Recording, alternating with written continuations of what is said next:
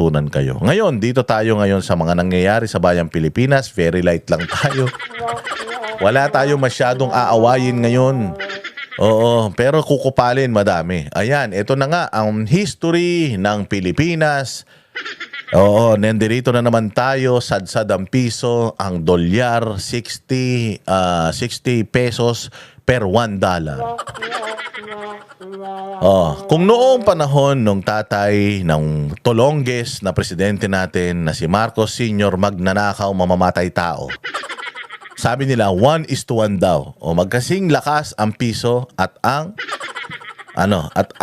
dolyar. O tapos biglang ngayon sa panahon ng kanyang anak na pinakawalang kwentang tao sa balat ng lupa, pinakabobong presidente sa buong mundo. Pinakamababa ang piso, pinakamataas ang dolyar at 60 pesos, 60 pesos per $1. Ano bang nito? Ano bang epekto nito sa atin? Mabigat ito. Kasi marami tayong kinakaharap ngayon. May kinakaharap tayong gera sa Middle East. At yung resulta ng gera na yon, hindi lang Pilipinas, buong mundo naranasan yung pagtaas ng presyo ng diesel o gasolina. Tumaas yung presyo niyan. Ano ba ang pinambibili natin ng gasolina? Ang pinambibili natin ng gasolina, dolyar. Dolyar, ha? So ibig sabihin, mas tataas yung ating ilalabas ng pera pagka tayo ay magpaparating dito ng gasolina. Nagigets nyo? So meron na tayong problema, sobrang taas na nga meron na nga kakulangan ng langis dahil nga putang ina nitong mga naggegera diyan sa ewan ko. Hindi nila patayin yung isa't isa. Bakit tinitira nila yung mga kanya-kanyang mga oil refinery? So, ibig sabihin talaga, itong gera na to, gera ng Israel and America versus Iran, talagang nakafocus ito saan? Sa langis. Palagay ko talaga, plano nilang kubkubin itong bansang Iran na ito dahil ang Iran ang pangalawa sa pinakamayaman sa langis na bansa. Diyan daw sa Iran, pag nagukay ka daw sa likod bahay mo, makakahukay ka ng langis, ganun daw, karami ang langis. Abundant sa langis, yung lugar na yan. At alam natin, kapag ang Amerika sumama sa isang away na wala naman dapat siyang interest, ang layo-layo niya, alam natin na meron siyang pakay diyan. At yun na nga, ang nakikita natin na pakay niya, langis. So sinisira nila yung langis ng bawat isa. Binomba yung langisan ng Iran, binomba ng Iran yung sa Qatar. So yun na, problema. Ang taas na, ang hirap na, ang konti na ng nagsisirculate na langis. So, tumaas siya. Ito pa ang pinakamasama. Ang pinakamasama, yung pambili ng langis natin, which is peso, kino-convert natin sa dollars. Yung dollars ngayon, lumakas, yung piso natin bumaba. So, kailangan nating bumuo ng 60 piraso na piso para lang makabuo tayo ng isang pirasong dolyar.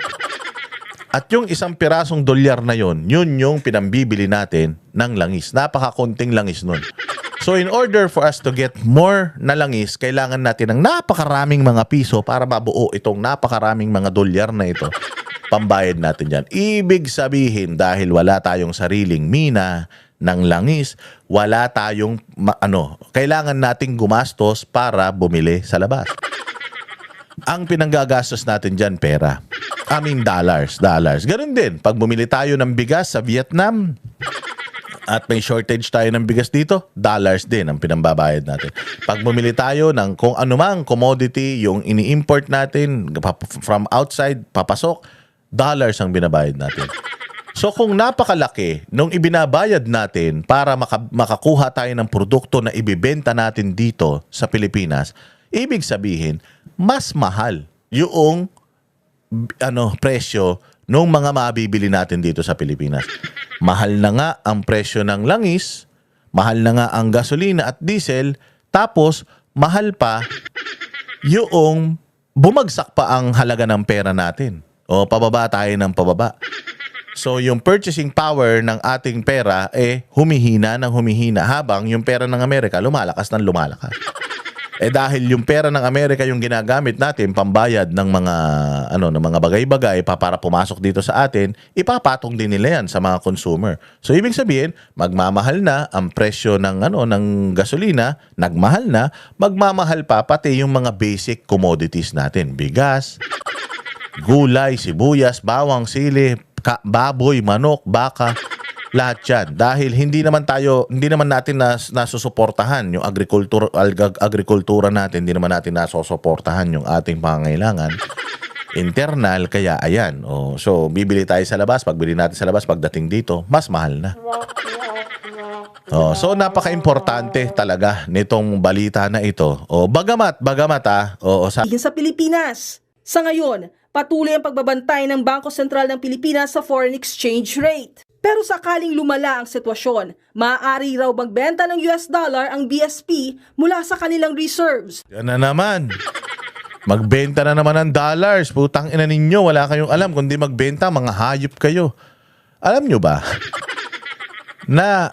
Nakalimutan nyo na ba? Napakalaki ng ginto na binenta nitong mga tarantado na ito. Napakalaki ng ginto na ibinenta nila. Tingnan mo ha. Saan napunta yung pinagbentahan ng ginto na yan? Putang ina, dyan pa lang eh. Dyan pa lang dapat ma-impeach na yan si Bongbong Marcos eh. Saan? Hanggang ngayon, hindi pa nila maipaliwanag kung saan napunta yung pinagbentahan ng ginto. Pinakamarami tayong, buong Asia, pinakamarami tayong ibinentang ginto. Alam mo kung bakit? Alam nyo kung bakit ganito? Ang taas kasi talaga ng presyo ng ginto ngayon. Ang taas. Alam mo, siguro mga 5 years ago, yung 3,000 na per gramo ng ginto noong 5 taon mula ngayon. Alam nyo ba kung magkano na ngayon? 12,000 na. 12,000 na. So, ibig sabihin, sa 1 kilo ng ginto, dating 300,000 lang yung 1 kilo ng ginto. Alam nyo ba ngayon kung magkano na? 3 million. 3 million lang yung dating 1 kilo ng ginto. Ngayon, 12 million na 1 kilo ng 24 karat na ginto. Ganun na kamahal ang ginto. Ngayon, nasilaw ito mga putang inang mga taga-gobyerno. Ay, ang taas ng presyo ng ginto ngayon. Magbenta tayo ng ginto. Gago. Tumataas ang ginto, hindi ibig sabihin, ibibenta mo yung ginto. Bakit? Kasi magkakaroon ka nga ng pera, mawawalan ka naman ng ginto. Now, pag kailangan mo na ng ginto at bibili ka, ganun na kataas, lugi ka na, tanga. Bobo mga putang ina. Ganyan, yan yung mali sa mga taong nag-i-invest eh. 'Di ba? Ako nag-invest ako sa ginto. Nag-invest ako sa ginto, tapos sasabihin ko sa sarili ko na, nako, pag ininvest ko tong ginto na to, kailangan pag nagmahal yung ginto, ibebenta ko na. Hindi yun dapat ganun. Dapat kung hindi mo kailangan ng pera, kung wala ka namang paggagamitan, yung ininvest mo na ginto, kahit gaano pa kataas yan, itago mo lang. Itago mo lang kasi sa panahon na pangangailangan mo, yung ginto na yan, baka mas mataas na yung presyo na yan, magagamit mo yung ginto. Pero yung halimbawa, bumili ka ng ginto ngayon, bibili ako ng ginto ngayon, mura pa, para pag tumaas yung ginto, yung pera ko, yung ginto ko, ibibenta ko na, kumita na ako. Tanga ka. Tanga ka. Asan mo gagamitin yung pera na yan? Yung kinita mo, dyan sa pinagbentahan mo ng ginto. Kung halimbawa, kumita ka na. Saan mo gagamitin? Wala. Basta lang, binenta ko lang, at least kumita na ako. Hindi gago ka. Wala kang paggagamitan, binenta mo, hindi mauubos yung pera mo, lugi ka pa rin. Kailangan pag nag-invest ka, talagang ilalagay mo yung pera mo doon and i-keep mo yun hanggang sa oras na pangangailangan mo. Kapag oras na kailangan mo, kung ngayon 12,000 na ang 12 million na 1 kilo ng ginto, may 1 kilo ka ng ginto ngayon, inano mo pa siya, itinago mo pa siya, hindi, nagkasakit ka, kailangan mo ng pera, kailangan mo ng pampagamot, sige, ibibenta ko na tong ginto na to dahil wala na akong pagkukunan. By then, 20 pesos na yung kilo ng ginto o 20 million na yung kilo ng ginto o di, mas mapapakinabangan mo yung investment mo. Kesa naman, mag-i-invest ka, pag tumaas yung value, ibibenta mo, tapos aantayin mo ulit bumaba yung value bago ka bumili ulit. Para kumita ka. Mali yun. Seminar kayo sa akin pagdating sa investment. Para mapabagal ang pagsadsad ng So ganyan, ginagawa ng gobyerno natin. Tumaas daw kasi yung presyo ng ginto, kaya nagbenta sila ng ginto. Tanungin mo, saan napunta yung, okay lang man sa akin, magbenta tayo ng ginto. Kasi lahat naman ng bansa nagbebenta ng ginto. Pero meron silang ginagawa doon sa pinagbentahan.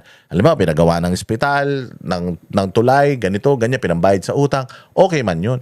Pero tinatanong natin, saan yung perang pinagbentahan ng ginto, saan ginamit? Hanggang ngayon, hindi pa yan sinasagot ng Bangko Sentral. Hanggang ngayon, hindi pa yan sinasagot ng gobyerno. Bakit hindi natin sila sinisingil? Baka mamaya binulsa nila sa bagay. Putangin na nga, yung pera ng flood control, binulsa nilang mga hayop sila. 805 billion yung halaga nung pinagbentahan natin.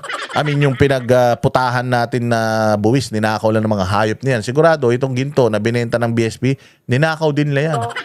Tangin na yan. Kaya, tinan mo, yang lahat ng ninakaw nila na yan, si Romualdez, si Remulla, hindi ko sinabi nagnakaw si Remulla, pero lahat ng mga kinita nila sa kasamaan, sabihin na lang natin, kung meron man, si Bongbong, si Romualdez, at saka yan si Remulla, pag namatay sila, madadala nila?